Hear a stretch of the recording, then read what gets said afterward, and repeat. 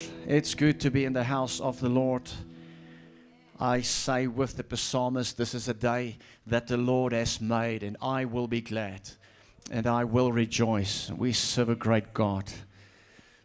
In Jesus' name. I'm so glad that you all came, that you're here. Hallelujah.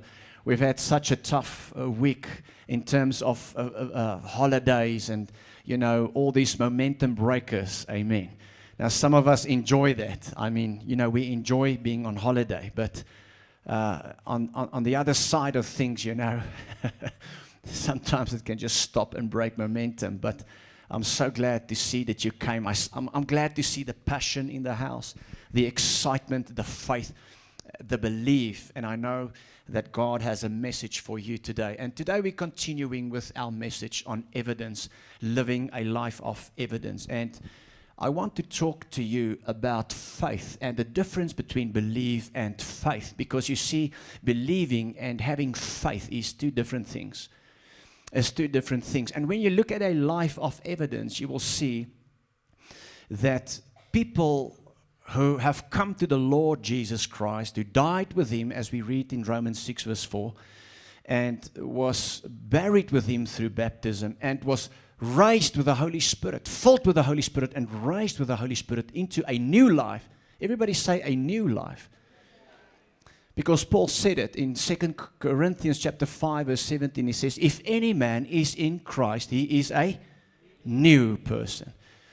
He said the old things are something of the past. It's history. Behold, everything is new. Hallelujah. So new means there's evidence, there's proof.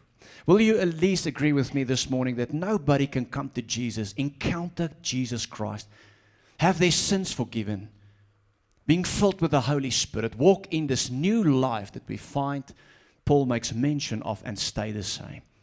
You can't be the same. There has to be proof. There has to be proof. There has to be evidence. Say with me, evidence. Turn to the person sitting next to you. Tell them, is there any proof? And smile. Tell them, I'm not here to judge you. I'm just asking. It's interesting, since we're talking about judge. Listen to this. We read, Paul wrote to the Romans, and I'm not exactly sure where, but I think it's in Romans 12, where he wrote to them and said, we're not supposed to judge those who are outside the church, but when it comes to the church, we need to look at what's happening. And by the way, when we measure and evaluate, we're not judging like we condemn people, but we say, hey, where's the evidence? Where's the proof? And so last week we've looked at the proof of power. Power is evidence. I don't have time to get into that. Again, I believe that sermon will be made available on YouTube. We looked at the proof of power. We've looked also at the proof of a passion for God and people. People who come to Jesus, who encountered Jesus Christ, who was filled with His Holy Spirit. There's the proof of a desire to love God and people, the Great Commandment and the Great Commission. Another proof we looked at last week was holiness and character. But this morning I want to talk to you about the proof of a life of faith. Say with me, faith is evidence. We read in Hebrews chapter 11 verse 1 and 2. Now faith is the substance of things hoped for. It is the evidence. There's that word. What is faith? Faith is evidence. By the way, this word evidence in the Greek is the word eligos or elekos, if we want to pronounce it correctly. And it says it means to demonstrate the truth or the fact of the matter. Have you ever heard somebody say, well, the fact of the matter is? Now, what is the fact of the matter of your salvation? You see, because the matter is that you were saved. The matter is that your sins were forgiven. The matter is that your name is now written in heaven's book of life, all because of what Jesus Christ had done. That is the matter. The matter is you've been delivered from the grips of the devil. That's the matter. You've been set free from the hold of bondage over your life. That is the matter. What are the facts? The facts is the evidence that we see in our lives. And that is the evidence that changes, as the definition of this word says, that changes your understanding and your behavior. And the good news is this evidence is also going to be a model for people around you. So when you change and there's evidence in your life, you will see things and even people around you start to change. How many of you would like to see that? That you and I live this elekos kind of life, the fact of the matter kind of life, and through that there's change. Through that there's change in my marriage, there's change in my family, hallelujah. And there's change amongst my colleagues. There's change in my school, there's change in my university. Change comes when we live a life of evidence. I say transformation, change comes. Change in behavior comes when we begin to live the elekos life. Turn to your neighbor and tell them, the fact of the matter is, there must be evidence. There must be proof. Come on, preach with me a little bit. Say this with me. The fact of the matter is, if I say I'm a born-again Christian, there must be proof in my life. The fact of the matter is, I cannot stay the same if I come to Jesus. I cannot stay the same if I'm filled with the Holy Spirit. There must be change. I'm a changed man. The old is gone. The new has come. Are you with me, church? You know, I know people, but not in this church. They are from other churches. They come from other places. They will tell you, I've been serving the Lord for 30 years, Pastor. And then I'm just wondering, but why is it that you still think the way you think? Why don't I see anything of Jesus in you? So it's like you are in grade 1 and actually you've repeated it 30 years. 30 years in grade 1. Do you know people like that? It's Jesus this and Jesus that, and they're a believer. And then, you know, they tell you, let me not use that example. I will get to that at another point to create some context. It's Jesus this and Jesus that. But then you don't see anything of him in their lives. And there's always chaos. There's always destruction.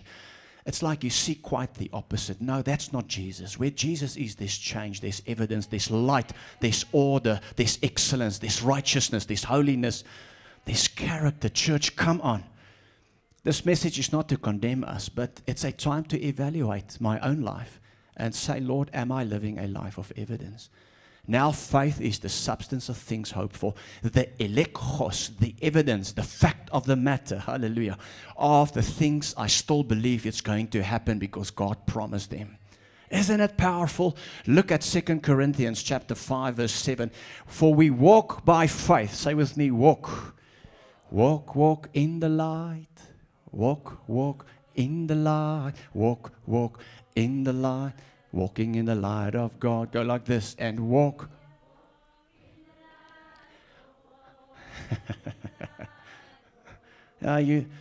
Pastor Carl, I think we've got a great choir here. We must get a bench up here and have a choir. Hallelujah.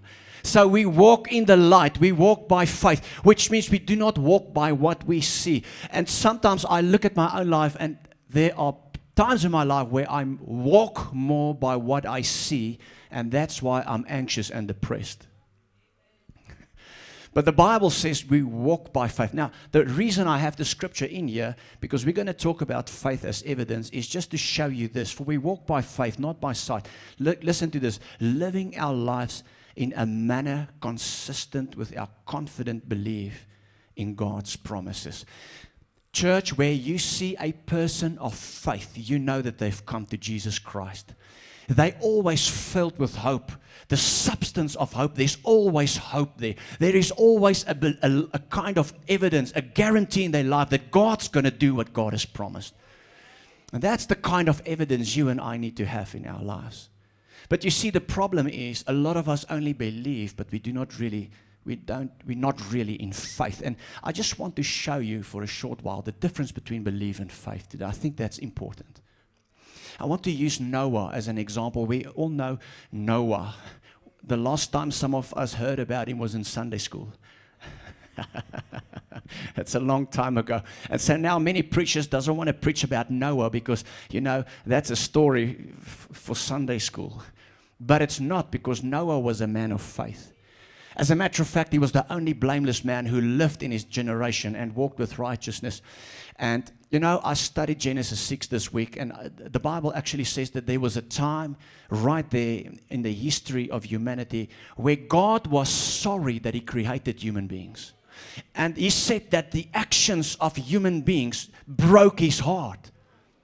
It's translated exactly like that. He was sorry about the creation, that he ever made humans, and that what they did broke his heart.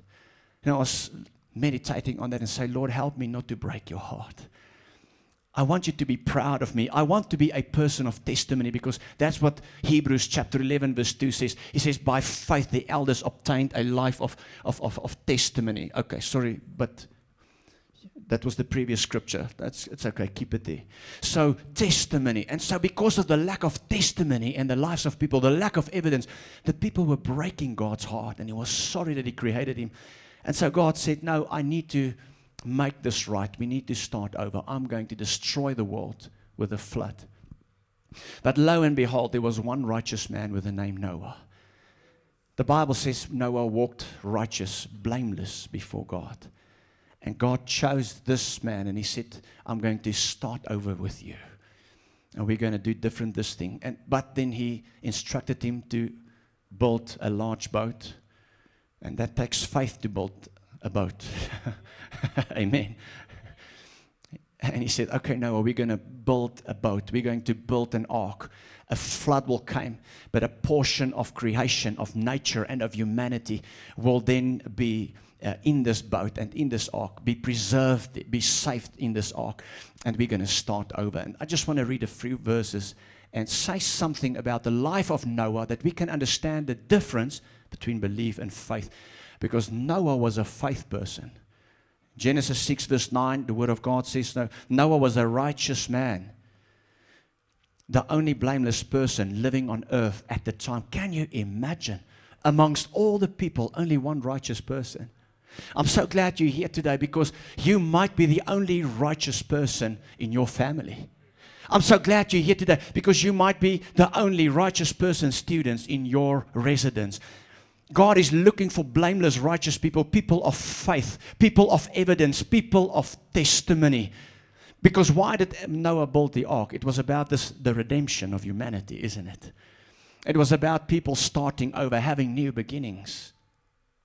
3 things about Noah is, the Bible says he walked in close fellowship with God. 3 things about Noah. The name Noah means rest, peace. Noah means rest, peace. The second thing that I want to mention is that he was a righteous man, obviously. And I just want to say and ask this today, how righteous are we? And I know we're not perfect, and I know it's all by grace, amen. But I just believe that there comes a time where we need to do introspection and say, Lord, is there anything, and did David not do that in Psalm 139? Is there anything in my life that bothers you?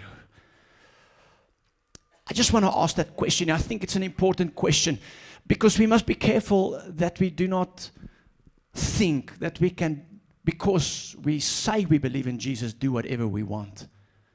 Live in any fashion we want to live.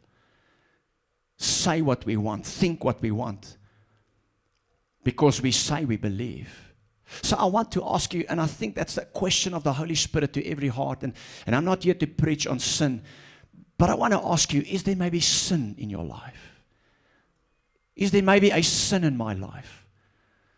I think church is a place where we need to just ask the question without condemning people, because Jesus Christ died for us. He shed his blood on the cross for us. And therefore he says, if you confess your sins, God is faithful and righteous to forgive. So there's forgiveness this morning, my brother and sister. But the problem comes when we begin to justify ourselves. You see, only Jesus can justify you. Only the blood of Jesus can cleanse you. But you need to get to a place where you say, Lord, am I holy? Am I righteous? Some people may argue and say, well, you cannot be. I beg to differ, because God sees us through the blood of Jesus.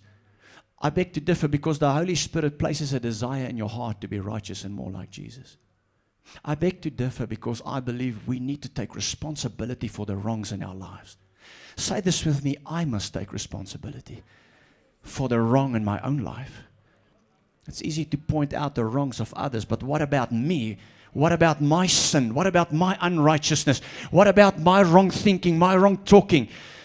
The question is, am I righteous before God? Seek ye first the kingdom of God and its righteousness. Are we seeking the righteousness of God in our life? God speak to somebody here today. You cannot escape. You cannot escape the presence of God. You cannot continue to get away with the things you are doing. It's time to take responsibility for it. You see, holiness and righteousness produces a testimony. Some of us are doing things that's harming our testimony, which means it's harmful to your evidence. Come on, church. Let me not, and that's why I'm not going to mention sins here today, because it's not about that. The word sin, hamartia, means to miss the mark. The problem with sin is you're going to miss your purpose because you don't live a life of testimony. Hello, church. So we're not here to say this is a sin and that is a sin. The Holy Spirit comes and convinces and convicts you. My question is, what is the Spirit of God saying to you in this moment that you need a change in your life? Not a man, but God. Not a pastor, but the Spirit, the presence of God, bringing conviction in your heart this morning. Say, my daughter, I love you so much, but you have to change this. My son, you're so precious to me, but in this area, come on, let's do it. Let's see if you cannot get rid of this thing in your life. And I say it like that because only God can help you to get rid of the things. We're not strong enough. It's all by His grace. Amen. But the responsibility comes from us where we say, Lord, help me, change me. I don't want to be this man. I want to be a man of evidence. I want to be a man of testimony. I want to see the change, the power of the resurrection of Christ operating in my own life.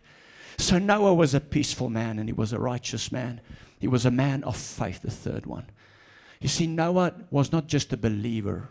He was a man of faith. The Bible says in James chapter 2, verse 19, you say you have faith, for you believe that there is one God. Look at this. Good for you. That your neighbor tell them, good for you. Good for you. Do you believe? Do you believe? Good for you. Ask your neighbor, do you believe? Tell them, good for you. But that means nothing. Say with me, that means nothing. Why? Because even demons believe. Even demons believe. Obviously they believe. They know who God is. Obviously they are representing the kingdom of darkness. Even demons believe. Your belief means nothing. And they tremble in terror. And I believe this message today is about making a shift from belief to faith. I want to just show you what faith is. What is faith? Faith is the substance of things hoped for. The evidence, elekos, the fact of the matter of the things we don't yet see. There's a difference between saying I believe and be a person of faith.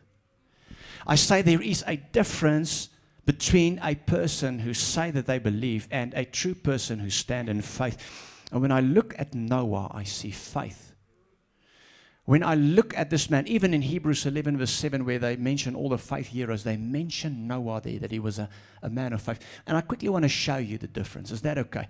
By making use of 3 points that will describe true faith. The first one is, and I call it even practical faith or faith in practice, evidence faith. The true kind of faith is the fact that, number one, faith is a gift from God. You and I cannot generate faith. You and I cannot produce faith. Only God can produce faith. But we need to be positioned before God. Noah was positioned before God as a righteous man, as a blameless man. He heard the words of God. He experienced the presence of God. There was a devotional life. You see, the problem why we do not move from belief to faith is because we lack in our devotion to God. It's when we're positioned in devotion and studying the Word and loving the Word and worshiping and praising and be part of the community of believers. A lot of people in our day and time don't think that the community of believers is of essence. The church is of essence. I often say this. People say, well, we don't bring people to church. We bring them to Jesus. Hello, it's the same thing. If that church is a true God-glorifying church, it's the body of Jesus Christ. Jesus is the head. The church is his body. When you bring people to church, you bring them to Jesus. Come on, church. And I need to say that because in our generation, you know, there's an attack on the church. To never attack the church is the body of Jesus Christ. We need church because the Bible says faith comes by hearing and hearing the... So when the word goes out, now that doesn't only mean from the pulpit, even when you read the Bible, when you study, when you have a life of devotion at home, when the word comes, that word produces faith. You and I can't generate faith and go like this and say, oh, I'm going to believe now, I'm going to be... No, you can't generate faith. But it's through the church. It's through the message. It's through your life of devotion during the week when you get up and pray and seek God's face that faith is generated. And here's the thing about faith. You will receive faith for your mission. That's why the measures in which we receive faith even differ. Because I receive faith for my mission. You receive faith for your mission. Noah received faith for his mission. The Word of God says in Genesis chapter 6 verse 11, so God said to Noah, God, so there was the word of God to Noah, amen. Faith comes by and hearing the word of God. 1 Timothy chapter 1 verse 14 says, oh, how generous and gracious our Lord was. He filled me with faith. Who filled him with faith? God. God fills you with faith, but you need to be positioned. My question this morning is, are you positioned? Because if we're not positioned before God through a life of devotion and being part of the community of believers, we may lack the faith. We may lack the faith. Noah received the faith because he was positioned, and he received faith for his mission. There is enough faith for your mission. Say with me, there's enough faith for my mission. Romans 10:17, so faith comes by hearing and hearing the word of God. I think the point is just that there is faith for your mission and that faith is a gift from God. Believe is something any person can do and say, but faith is a gift. And we receive a measure, and that measure matches your mission. The measure matches your mission. Noah had a measure and it matched the mission to build an ark. But building the ark is always about the salvation of people. We'll get to that. The second thing I want to say about faith, the difference between belief and faith is secondly, faith is a decision to trust and obey God. I say it is a decision. You may sit here and God has given you a measure for your mission, but you've never trusted in God and obey Him. A person of evidence is a person of obedience. What does obedience to God mean? It means not only do we read the Bible, but we do the Bible. My question is it not true that Jesus once said to the crowd, why do you call me Lord, Lord? Why do you do this religious thing of Christianity? You call me Lord, Lord, but you do not do the things I say. Is it not true that many Christians are like that?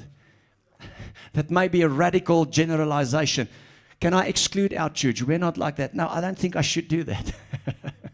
I think we should man up here this morning and say, are we saying, Lord, Lord, Lord, Lord, I'm a Christian this, I'm a Christian that, I have my church, I have my religion, I have my opinion.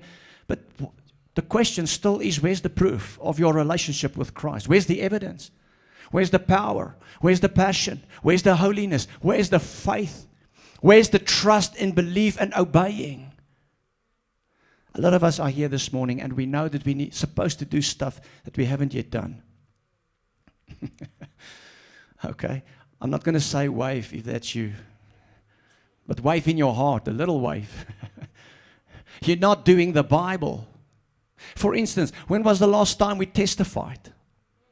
The Bible says you shall receive power when the Holy Spirit comes upon you, and you shall be my witnesses. When last did you witness? Turn to somebody and tell them, are you doing the Bible? Obedience is evidence. What does faith do? It produces testimony. Hallelujah. Show me a person who obeys God. And let me tell you something, coming to the obedience of God, it's never easy. Sometimes the thing that God places in your heart to do will be a difficult thing. And what do we do when it's difficult? You know, we say, oh, I don't think I'm going to do that. Maybe this is not from God. The moment it gets difficult, and especially when it comes to money, I remember this one time a few years ago when the Lord spoke to me to give a large amount to a person. And I looked at my budget and I relied on my own understanding. And I did not trust God and obey Him. You see, there will be no obedience unless you really trust God.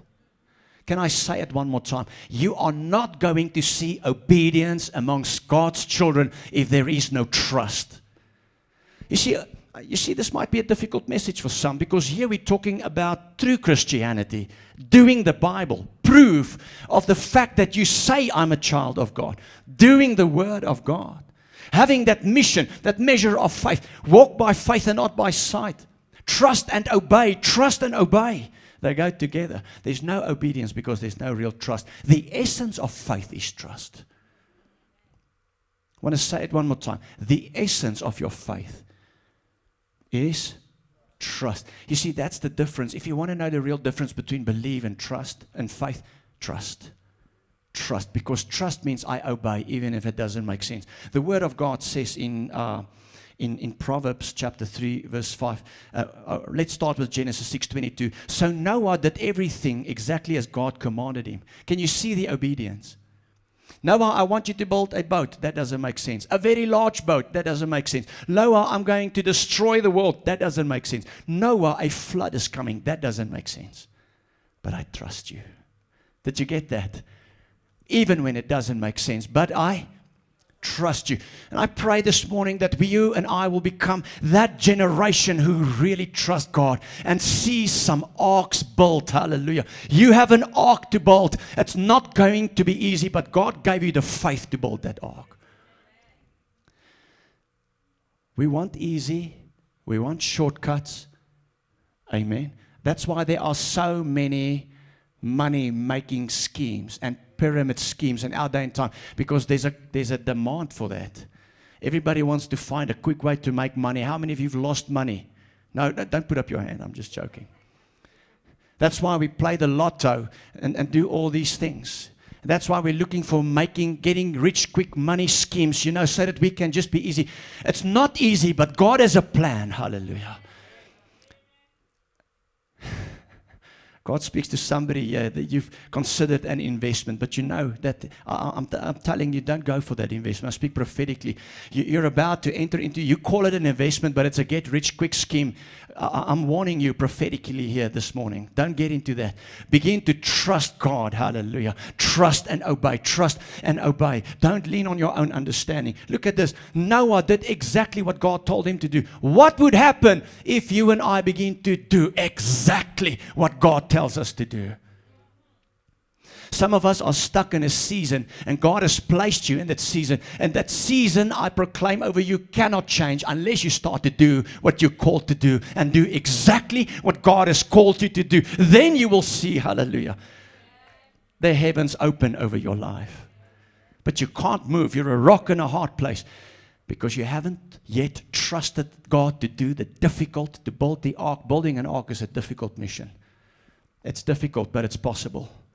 You see, it has to be difficult because when you build it, it means it's supernatural. And that's faith. Faith is supernatural. And when you see the supernatural, you see evidence. Hallelujah. You see the fact of the matter. Hallelujah. Am I preaching to somebody? Turn to somebody and tell them, yes, that makes a lot of sense. I've never thought about it that way. That makes a lot of sense. Proverbs 3 verse 5, trust in the Lord with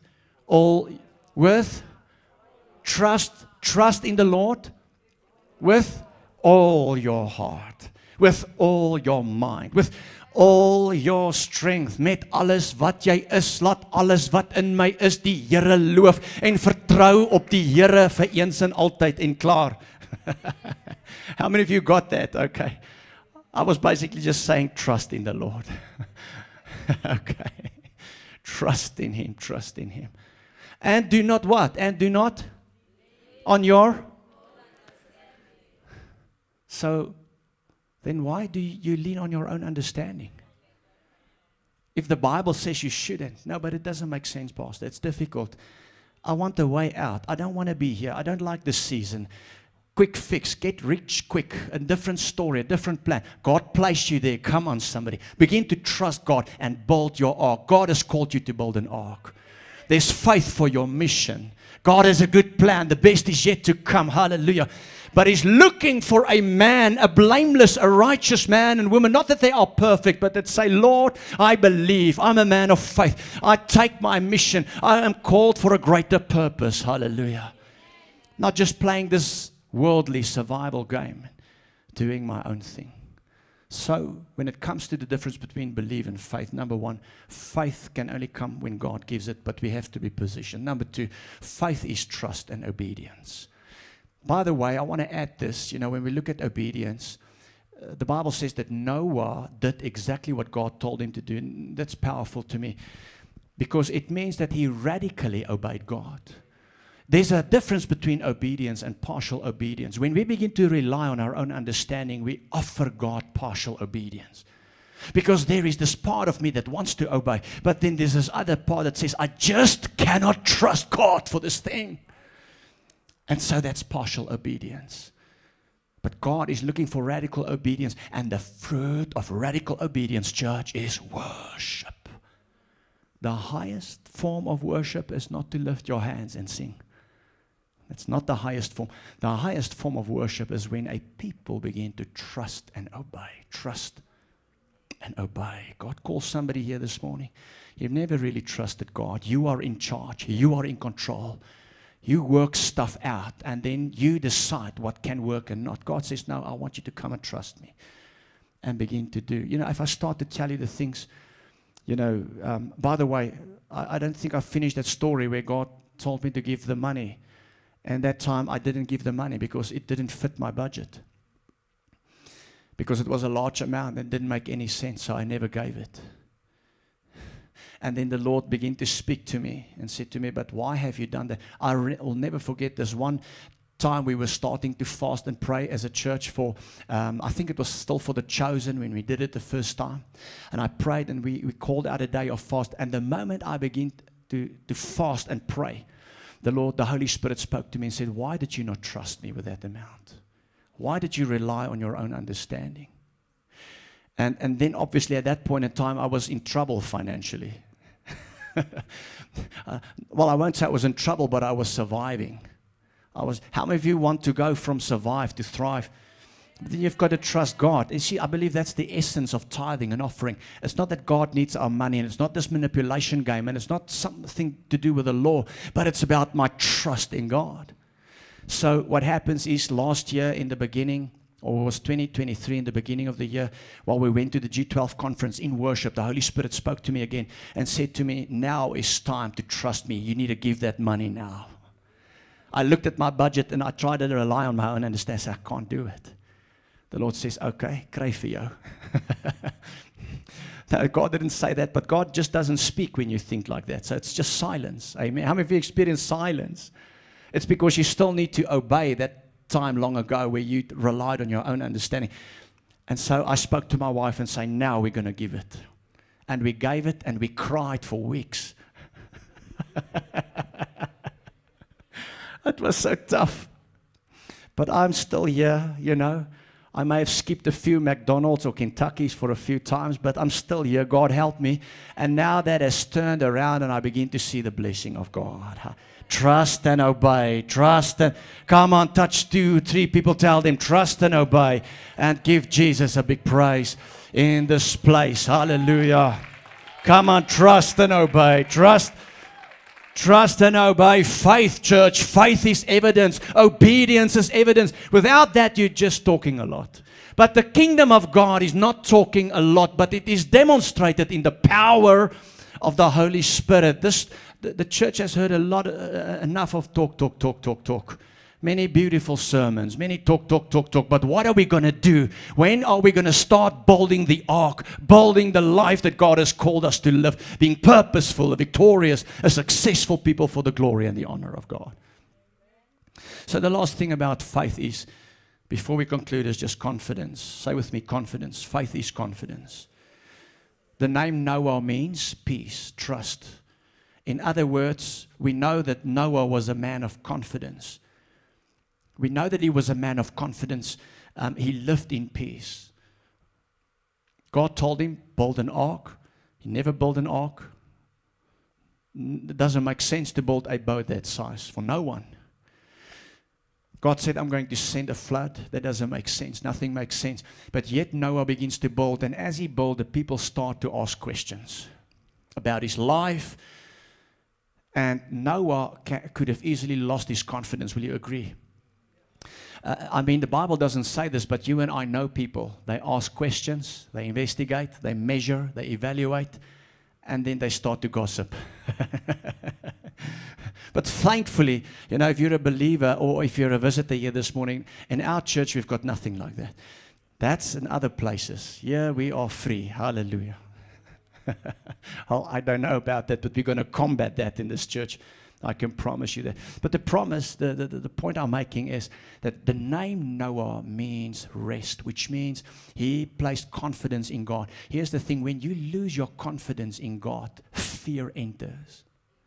Anxiety. You know why people are anxious, stressed out all the time, worried all the time? And then that leads to depression eventually, is because they've lost their confidence in God. They've lost their confidence in God. I don't know what mountain you're facing, what giant you're facing, what struggle you're going through. And maybe you battle with a certain uncertainty concerning an area of your life. But you are here today to receive the word of God. It's time to get your confidence in God back. Faith is confidence. Show me a confident people who obeys God, and I'll show you a person that gave their heart and life to Jesus, and they live in the power of the Holy Spirit. That's evidence. That is testimony. And that's the kind of testimony you and I need, because we have not received a spirit of, by the way, that's a demonic spirit. That's not just that's not just a feeling or an emotion. A spirit of fear is a demon. We have not received that. What have we received? We have received the Spirit, the Holy Spirit of love and power and sound mind. You know, the greatest fights in our home. Did the penny drop? Oh, Pastor, you and your wife fight? Yes, we fight. But we fight moderate, you know. There's no saucers flying, don't worry. Not yet. We fight, we disagree. But when Marisa sees that I've lost my confidence, that's when we begin to fight. When the children feels like dad has lost his confidence in God, that's when worry comes in and we begin to be stressed out, and then conflict rises. But when they see, no, it doesn't matter what's happening, but dad is unshakable in confidence, then there's peace in my house. What does the name Noah mean? Peace. God is saying, get your confidence in me back again. In Jesus' name, if you receive it, say amen. Give him a big praise in this house. Irrespective of what you face, you can be confident. Hebrews 11, verse 1. Before we conclude, faith is the confidence. Faith is confidence. And confidence is evidence that I believe that God is not a man that he should lie, but he's going to do exactly what he promised. Hallelujah. I proclaim it over your life. Faith is the confidence. 2 Corinthians 5:7, we read it in the beginning. For we walk by faith, not by sight. Because if you start living by sight, you're going to get afraid. That's why Peter walked on water a few steps and then he almost drowned.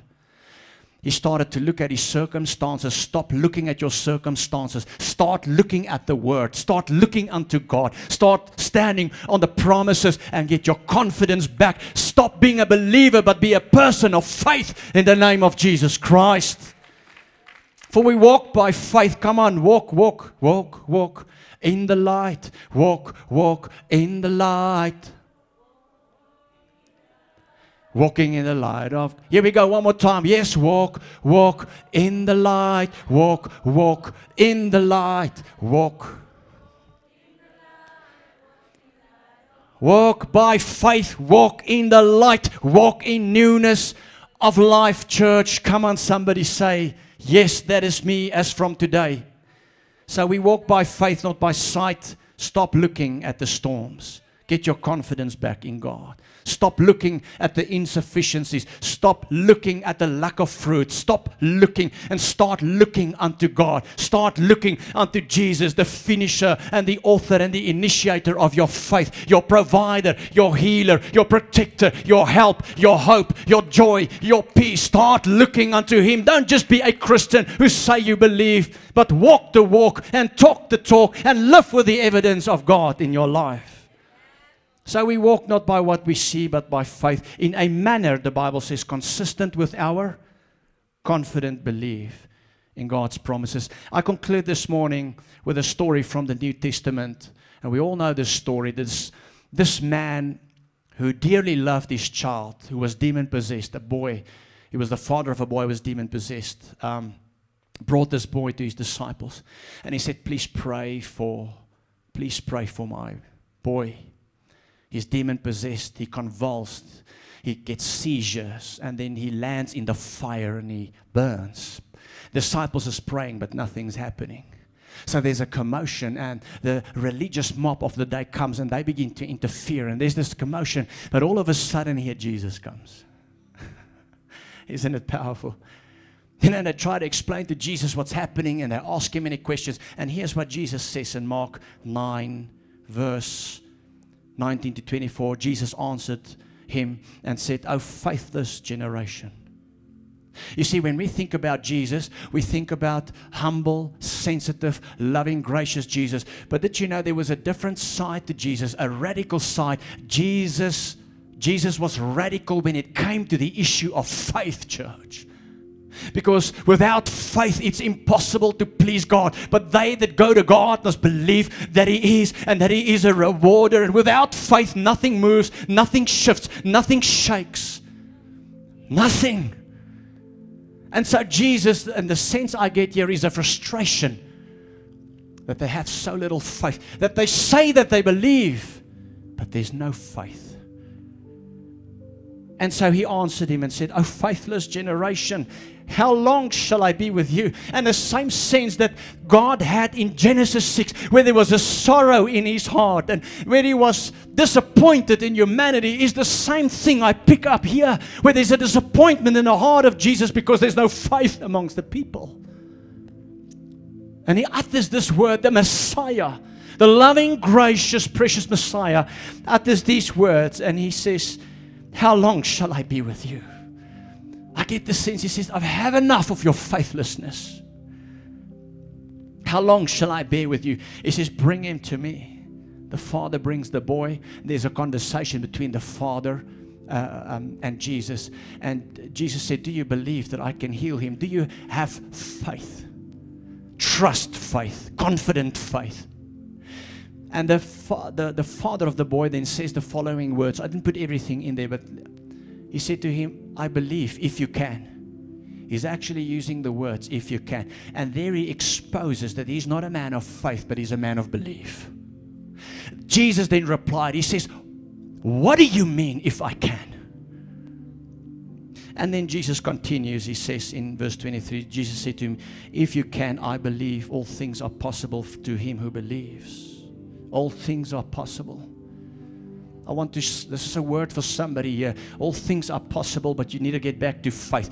All things are possible, but you need to move from your belief to faith. Your belief is not good enough. Demons believe and they tremble in fear. You have to go from belief to faith. Faith, faith. Faith is evidence. Look at the words of the Father, and that's what we're going to pray this morning. Immediately the father of the child cried out. I believe that's what we need to do. That's what I need to do.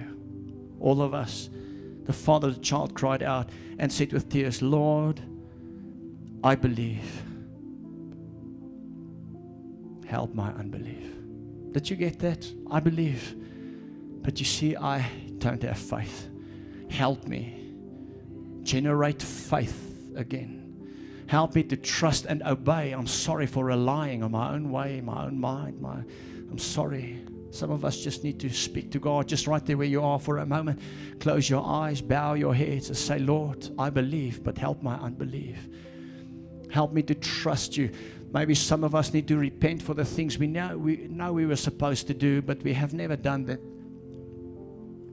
But God speaks to you again like He spoke to me in that conference, that now is a time to do the thing I told you to do, whatever that is. Now is a time to start building that ark. There's faith for the mission.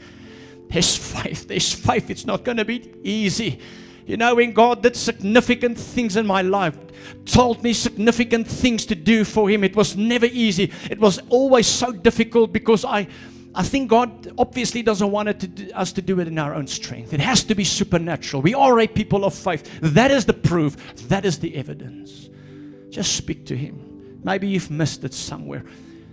Maybe you've missed it. But now God speaks. He says, come on, cry out like this father cried out. I believe, but help my unbelief. Forgive me. I'm sorry. I'm sorry, Lord. Help me.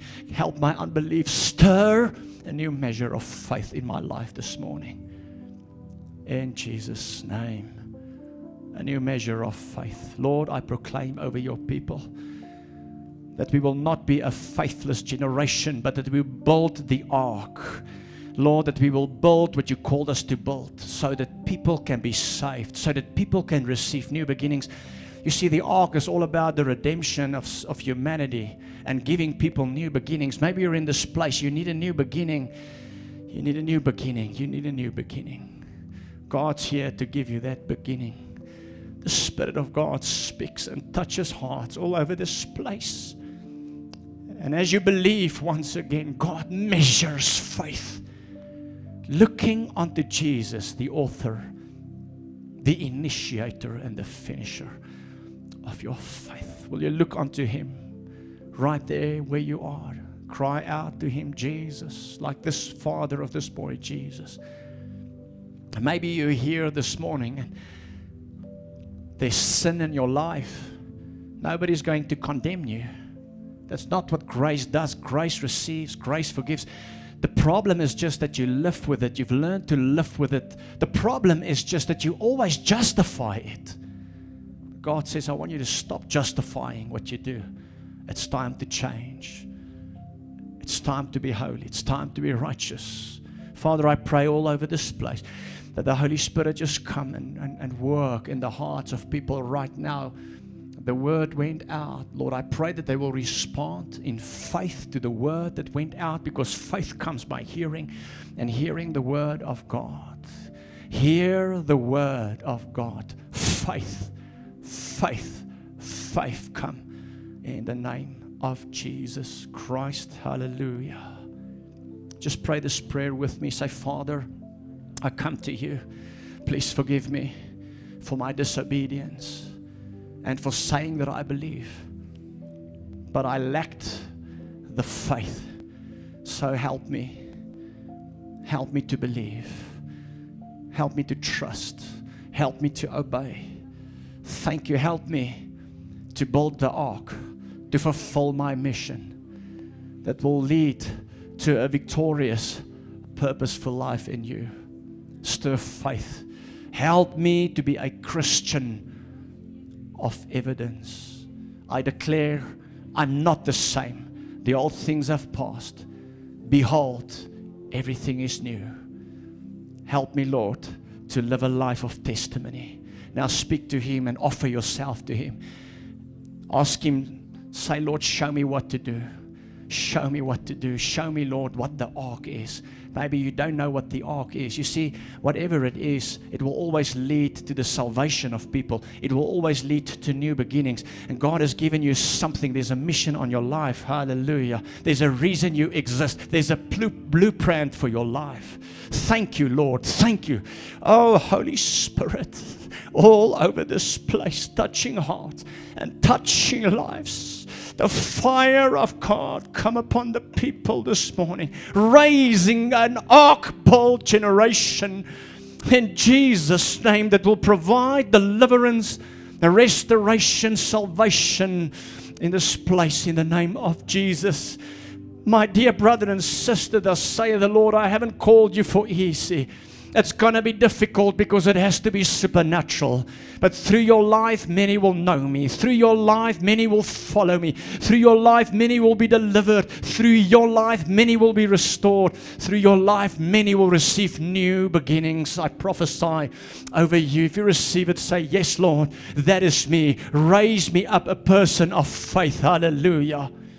In Jesus' name. If you're in this place and you say, Pastor, I'm unsure about my salvation. I'm unsure that my name is written in heaven's book of life. This morning, I want to believe for my salvation. I want to believe for the forgiveness of my sins. I want to make sure that Jesus is my Lord and Savior. And the Spirit of God moves you and speaks in you.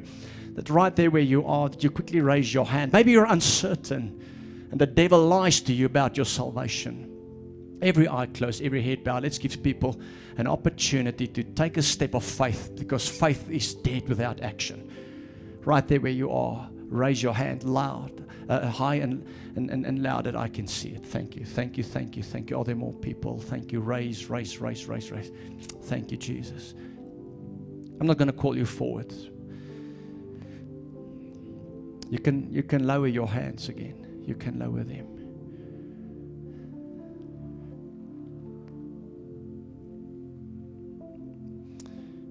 After the service, if you've raised your hand, just make sure that you fill out a salvation card at the back. Otherwise, this altar call is meaningless. We need your information. We're going to journey with you. We're going to introduce you to Grounded. We want to journey with you. Want to appreciate you. Want to make you part of the community of believers. It's not just a once-off quick raise of a hand, but it's a lifelong journey with Jesus. But this morning we're going to begin that journey by praying the following. And if you've raised your hand, just pray the following after me. I'm going to ask the church to pray together. Father, this morning I come to you and I surrender my life. I declare with my mouth, believe in my heart, that Jesus Christ is the way, the truth, and the life. I'm sorry, Lord, for the life I've lived, relying on my own understanding. Every sin, every iniquity, wash it all away with the precious blood of Jesus. Lord Jesus, you are my Savior. I surrender my life to you. Holy Spirit, come live in me. Lord, help me to live a life of evidence, proof, in Jesus' name. In Jesus' name, just linger in the presence of God. I just feel the Holy Spirit's ministering to people. Holy Spirit's touching hearts. In Jesus' name, in your own words, just worship Him. Just right there where you sit, just worship Him in your own words, in your own heart, your own mind. Believe me, there's nothing better for you to do, hallelujah, than to be in the presence of the Lord this morning. Just take one more minute. We're almost done. Make sure you do not leave here the same way you came in. Oh, speak to Him. Speak to Him. Father, I pray for those whom the enemy is constantly lying to. Deliver their minds. Those who are bound by religion, Lord. Those who are bound because of the way they grew up. Oh, Lord, I come against those strongholds with the blood of Jesus and break it. The God of this world has blinded the hearts and minds of people. But this morning, that they may see, I declare that scales may come off of their spiritual eyes. In Jesus' name, that they may see and encounter you. Holy Spirit, come and move and touch every heart. We worship you. We thank you for your word and your goodness. In Jesus' name. In Jesus' name. In Jesus' name. And God's people say, amen. Give Him a big praise in the house.